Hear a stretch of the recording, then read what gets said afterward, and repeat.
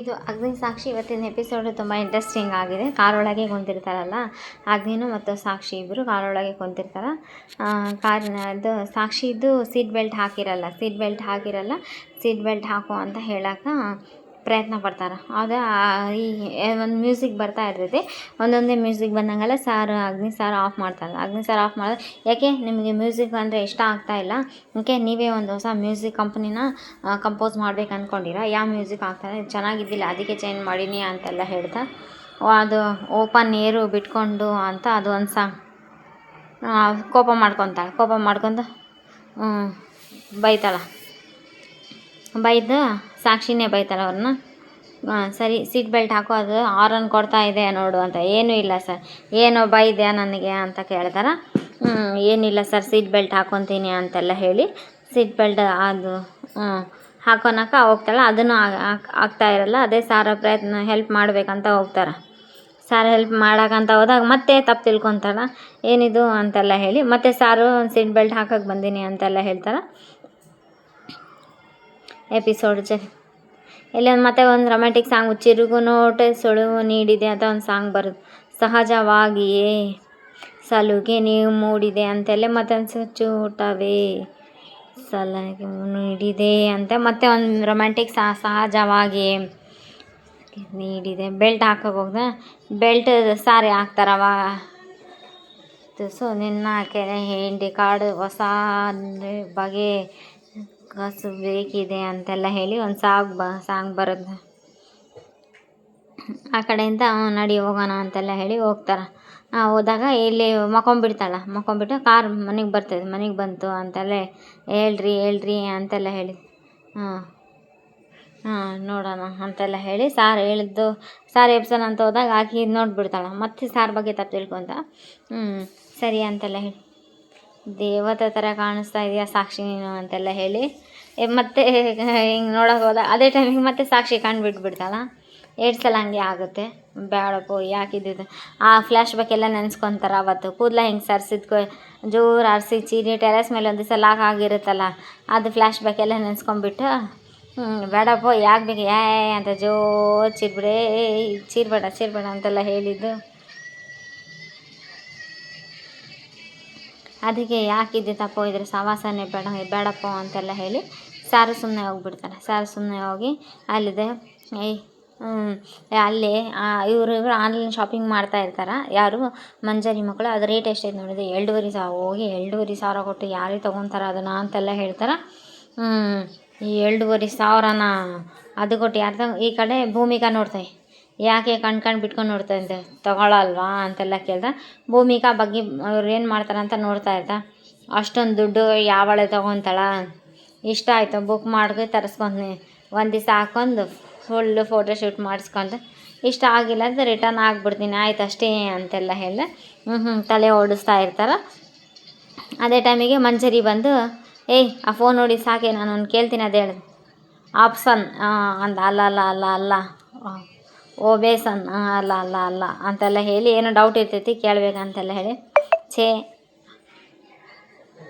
ಓಬೇಸನ್ ಏನೇನೋ ಹೇಳೋಕ್ಕೆ ಪ್ರಯತ್ನ ಅಂದ್ರೆ ಅಬ್ಸರ್ವೇಷನ್ ಅಲ್ಲ ಕಣಮ್ಮ ಅಂತೆಲ್ಲ, ಅದಲ್ಲ ಕಣೆ ಅಂತೆಲ್ಲ ಹೇಳಿ ಅದೇ ಹಾಗಾದರೆ ಅಬ್ಸ್ಟ್ರಕ್ಷನ್ಸ್ ಅಲ್ಲ ಕಣೆ, ಅದು ಕೂಡ ಅಲ್ಲೇ ಅಂತೆಲ್ಲ ಹೇಳಿ ಅದೇ ಏನು ಇದಕ್ಕಿದ್ದಂಗೆ ಇಂಗ್ಲೀಷ್ ಮೇಲೆ ಅಷ್ಟೊಂದು ಆಸೆ ಆಗಿದೆ ನಿನಗೆ, ವೈ ಫಾರ್ ಮಿ ಗೈಸ್ ಅಂತ ಅವ್ರನ್ನೇ ಪ್ರಶ್ನೆ ಮಾಡ್ತಾಳೆ. ಇವ್ರು ನಕ್ಕು ಬಿಡ್ತಾರೆ. ನಕ್ಕಾಗ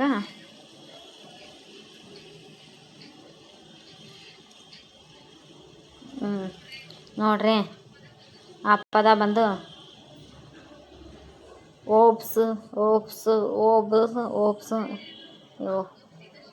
ಓಬ್ಸಿಂದ ಶುರು ಆಗುತ್ತೆ ಅಂದಾಗ ಇವ್ರು ತಲೆ ಕೆರ್ಕೊಂತ ಇರ್ಬೇಕು. ಆ ಕಡೆ ಭೂಮಿ ಬಂದು ಅತ್ತೆ ಹೇಳ್ತೀನಿ ತಡಿ ಅತ್ತೆ ಅಂತೆಲ್ಲ ಹೇಳ್ತಾ,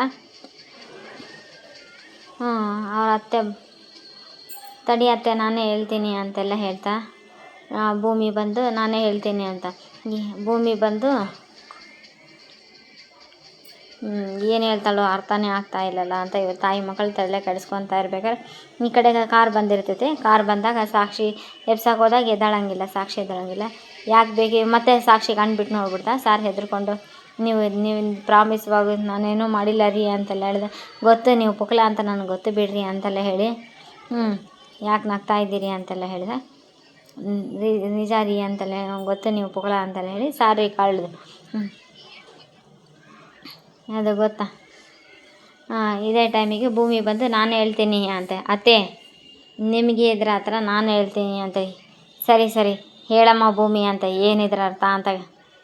ನಮ್ಮ ಅಕ್ಕನ ಹೇಗನ್ನು ತೊಳಿಬೇಕು, ಹೇಗಾದರೂ ಮಾಡಿ ಅವಳು ನೆಮ್ಮದಿ ಕಿತ್ಕೋಬೇಕು, ಅವಳು ಏನೇ ಮಾಡೋಕ್ಕೆ ಹೋದ್ರೆ ಹಾಳು ಮಾಡಬೇಕು, ಅದೆಲ್ಲ ಮಾಡ್ತಿರಲ್ಲ ನಿಮ್ಮ ತಲೆ 24 ಗಂಟೆ ಹುಚ್ಚಿಡ್ದು ಬಿಡ್ತಾ ಇದೆ ಅದಕ್ಕೆ ಅಂತ ಕರೀತಾರ. ನೀವು ಹೇಳ್ತಾ ಆ ಭಾವನೆ ಅಬ್ಸೆಷನ್ ಅಂತ ಇಂಗ್ಲೀಷಲ್ಲಿ ಹೇಳ್ತಾರ ಅಂತೆಲ್ಲ ಹೇಳ್ತಾ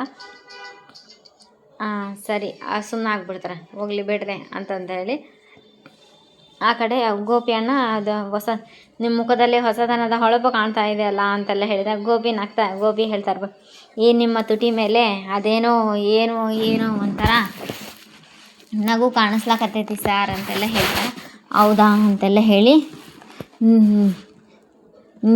ನಿಮ್ಮ ಕಾಲುಗಳು ಹೃದಯಗಳು ಎತ್ಲ ಕಡೆ ಕರ್ಕೊಂಡು ಹೊಂಟೈತಿ ಅಂತೆಲ್ಲ ಹೇಳ್ತಾ ಆ ಅಗ್ನಿ ಸಾರು ಕೂಡ ನಗ್ತಾ ಇದ್ದಾಗ ಅದೇ ಟೈಮಿಗೆ ಸಾಕ್ಷಿ ಅವರು ಬಂದುಬಿಡ್ತಾರೆ.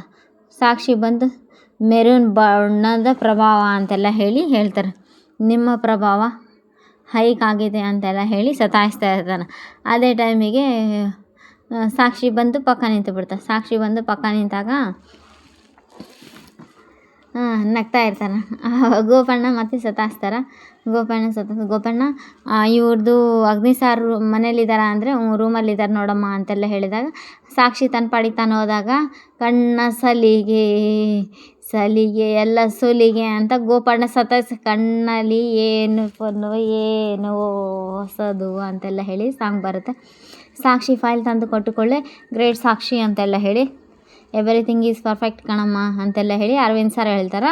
ಸಾಕ್ಷಿ ಅವರು ರೇವತಿ ಮೇಡಮ್, ಸಾಕ್ಷಿ ಇವತ್ತು ನೀನು ನೋಡೋಕ್ಕೆ ತುಂಬ ಚೆನ್ನಾಗಿ ಕಾಣ್ತಾ ಇದ್ದಿ ಕಣಮ್ಮ ಅಂತೆಲ್ಲ ಹೇಳ್ತಾರೆ.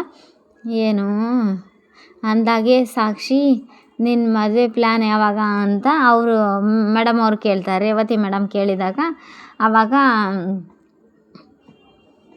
ರೇವತಿ ಏನು ಕೇಳ್ತಾ ಇದೆಯಾ ನೀನು ಅಂತೆಲ್ಲ ಅರವಿಂದ್ ಸರ್ ಬೈದಾಗ ಈ ಥರ ಪರ್ಸ್ನಲ್ ವಿಚಾರ ಇವಳನ್ನ ಕೇಳಿದ್ರೆ ಮುಜುಗರ ಆಗಲ್ವಾ ಅಂತೆಲ್ಲ ಕೇಳ್ತಾರೆ. ಮುಜುಗರ ಆಗಲ್ವಾ, ಪರವಾಗಿಲ್ಲ ಸರ್ ಆ ಥರ ಏನೂ ಇಲ್ಲ ಅಂತೆಲ್ಲ ಹೇಳಿದೆ. ಸಾಕ್ಷಿ ನಿನಗೆ ಮದುವೆ ಆಗಬೇಕು ಅನಿಸಿದ್ರೆ ಅಥವಾ ನೀನು ಯಾರನ್ನಾದರೂ ಇಷ್ಟಪಟ್ಟಿದ್ರೆ ಬಂದು ನನ್ನ ಹತ್ರ ನೇರವಾಗಿ ಹೇಳಮ್ಮ, ನಾನೇ ಮುಂದೆ ನಿಂತು ನೀನು ಮದುವೆ ಮಾಡಿಸಿಬಿಡ್ತೀನಿ ಅಂತೆಲ್ಲ ಹೇಳಿದಾಗ ಸಾಕ್ಷಿ ನಾಚ್ಕೊಂಡು ಹೋಗ್ಬಿಡ್ತಾಳೆ ಅಲ್ಲಿಂದ. ನನ್ನ ಮಗ ನನ್ನ ಮಾತು ಕೇಳೋ ಥರ ಇದ್ದಿದ್ರೆ ನಿನ್ನನ್ನು ನಮ್ಮ ಮನೆ ಸೊಸೆ ಥರ ಮಾಡ್ಕೊಂಡ್ಬಿಡ್ತಿದ್ದ ಅಂತ ಅರವಿಂದ್ ಸರ್ ಹೇಳಿದಾಗ ರೇವತಿ ಮೇಡಮ್ ನಗ್ತಾ ಇರ್ತಾರೆ. ಅರವಿಂದ್ ಸರ್ ಕೂಡ ಫುಲ್ ನಗ್ತಾ ಇರ್ತಾರೆ. ಸಾಕ್ಷಿಗೆ ತುಂಬ ನಾಚಿಕೆ ಆಗಿ ಸಾಕ್ಷಿ ಅಲ್ಲಿಂದ ಹೋಗ್ಬಿಡ್ತಾಳೆ. ಸಾರ್ ಅದು ಐ ಆಮ್ ಸಾರಿ ಸಾಕ್ಷಿ ಅಂತೆಲ್ಲ ಹೇಳಿ ನಗ್ತಾ ಇರ್ತಾರೆ. ದಯವಿಟ್ಟು ಕ್ಷಮಿಸಿಬಿಡಮ್ಮ, ನಾನು ತಮಾಷೆಗೆ ಹೇಳಿದೆ, ನೀನು ಅಂದ್ಕೋಬೇಡಮ್ಮ ಅಂತೆಲ್ಲ ಹೇಳಿ. ಪರವಾಗಿಲ್ಲ ಸರ್ ಅಂತೇಳಿ ನಾನು ಹೋಗ್ತೀನಿ ಬಾಯ್ ಮೇಡಮ್ ಅಂತೆಲ್ಲ ಹೇಳಿ ಸಾಕ್ಷಿ ಅಲ್ಲಿ ರೂಮಲ್ಲಿ ನಿಂದ್ರಲಾರ್ದ ಬಂದುಬಿಡ್ತಾಳೆ.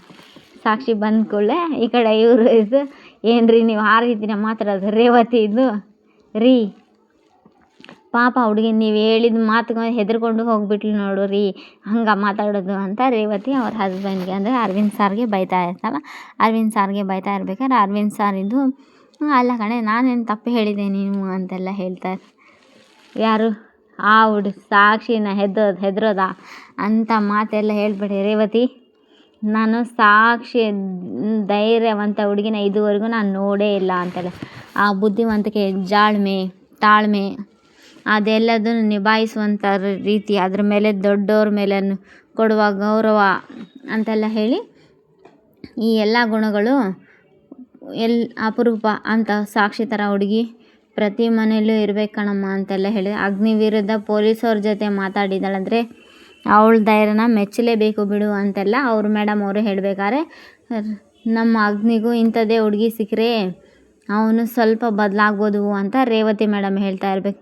ನಿನ್ಗೆ ಇನ್ನೊಂದು ವಿಷಯ ಗೊತ್ತಾ, ಅವತ್ತು ಸಾಕ್ಷಿ ಅರೆಸ್ಟ್ ಮಾಡಿಸಿದಾಗ ನಾನು ಅವಳ ಬಗ್ಗೆ ವಿಚಾರಿಸಿದಾಗ ವಿಶ್ವ ಒಂದು ಮಾತು ಹೇಳಿದ್ದ ನನಗೆ ಅಂತೆಲ್ಲ ಹೇಳಿದೆ. ಅವತ್ತು ವಿಶ್ವ ಒಂದು ಮಾತು ಹೇಳಿದಾಗ ಕಣ್ಣಲ್ಲಿ ಏನೋ ಒಂದು ಒಂಥರ ಕಾನ್ಫಿಡೆಂಟ್ ಇತ್ತು ಕಣೋ. ನಾನು ಮಾಡ್ತಾ ಇರೋದು ಸರಿ ಅನ್ನೋ ಛಲ ಇತ್ತು ಕಣೋ. ಯಾಕೆ ಆ ಹುಡುಗಿ ಬಗ್ಗೆ ವಿಚಾರಿಸ್ತಿದ್ದೆ, ಅವಳನ್ನೇನಾದರೂ ಮಸೆ ಸೊಸು ಮಾಡ್ಕೊತೀಯಾ ಅಂತ ವಿಶ್ವ ಕೇಳಿದ ನನಗೆ ಅಂತೆಲ್ಲ ರೇವತಿ ಮೇಡಮ್ ಮುಂದೆ ಹೇಳ್ದೆ. ರೇವತಿ ಮೇಡಮ್ ನಗ್ತಾ ಇರ್ಬೇಕಾದ್ರೆ ಯಾವತ್ತೂ ಒಂದು ದಿವಸ ಯಾರೋ ಒಬ್ಬರು ಅವನ ಜೀವನದಲ್ಲಿ ಬಂದೇ ಬರ್ತಾರೆ. ಅವನ್ನ ಬದಲಾಯಿಸಿ ಯಾರ ಜೀವನದಿಂದ ಯಾರು ಹೋಗ್ಬೇಕು, ಯಾರ ಜೀವನಕ್ಕೆ ಯಾರು ಬರಬೇಕು ಅನ್ನೋದು ಎಲ್ಲ ಋಣ ಅಲ್ವಾ ರೇವತಿ ಅಂತೆಲ್ಲ ಹೇಳಿದಾಗ ರೇವತಿ ಮೇಡಮ್ ನಗ್ತಾರೆ. ನಮ್ಮ ಮನೆವರೆಗೂ ಅವಳು ಬಂದಿದ್ದಾಳಂದರೆ ಅವಳಿಗೂ ನಮಗೂ ಏನೋ ಒಂಥರ ನಂಟಿದ್ದಂಗಿದೆ ರೇವತಿ ಅಂತೆಲ್ಲ ಅವ್ರು ಸಾರ್ ಹೇಳ್ತಾ ಇರ್ಬೇಕ್ರಿ. ಯಾರ ಹಣೆಯಲ್ಲಿ ಏನು ಬರೆದಿದ್ದೋ ಗೊತ್ತಿಲ್ವ ಅಂತೆಲ್ಲ ಸಾರ್ ಹೇಳಿದ್ರು. ಮುಂದೇನಾಗುತ್ತೋ ಅಂತೆಲ್ಲ ಹೇಳಿದಾಗ ನೆಕ್ಸ್ಟ್ ಎಪಿಸೋಡ್ ಬರುತ್ತೆ. ಇಲ್ಲಿಗೆ ರೇವತಿ ಮೇಡಮ್ಗೆ ಅರವಿಂದ್ ಸಾರ್ಗೆ ಮುಗ್ದೋಗುತ್ತೆ. ನೆಕ್ಸ್ಟ್ ಎಪಿಸೋಡ್ ಬಂದಾಗ ಇಲ್ಲಿ ನೆಕ್ಸ್ಟ್ ಎಪಿಸೋಡ್ ನೀನಿರೋದು RS ನಗರ ಅಲ್ವಲ್ಲ ಅಂತ ಅವರು ಅದಿತಿ ಕೇಳಿದೆ, ಎಲ್ಲೇ ಇರೋದು? ಅದು ಯುವಿ ಕೂಡ ಅಲ್ಲೇ ನಿಯರೇ ಇರೋದು. ಹೌದಾ, RS ನಗರದಲ್ಲಿ ಎಲ್ಲಿ ಅಂತೆಲ್ಲ ಕೇಳಿದಾಗ ಅವ್ರು ಅಲ್ಲೇ PGಯಲ್ಲಿ ಇದ್ದಾನೆ. ಒಂದು ನಿಮಿಷ ನಾನು ಅಡ್ರೆಸ್ ತೋರಿಸ್ತೀನಿ ಅಂತ ಇವ್ರು ಸೆಕೆಂಡ್ ಬ್ಲಾಕು, ಅದು ಸೆಕೆಂಡ್ ಅಡ್ರೆಸ್ ಲೊಕೇಶನ್ ಸರಿಗೆ ತೋರಿಸಲ್ಲ. Please like